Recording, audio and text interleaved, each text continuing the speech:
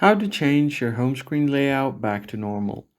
Hey guys, welcome back to the channel. In today's tutorial, I'm going to show you guys how you can easily change your home screen layout back to normal on your Samsung device. Now let's just jump right in. As you can see here, all of my apps are scattered across my home screen and I'm not even able to access my app drawer. So I'm going to show you how you can change it.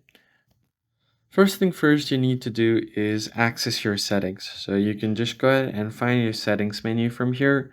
If you can't find it, just swipe up and then type in settings here and you can find it. Once you open up settings, you need to find your home screen settings. So basically tap on it and from your home screen, you can change the app size right here. And then you can also turn on widgets labels if you want, but what you basically do is find the home screen layout over here. Tap on it. And since I've selected home screen only, I'm not able to access my app drawers.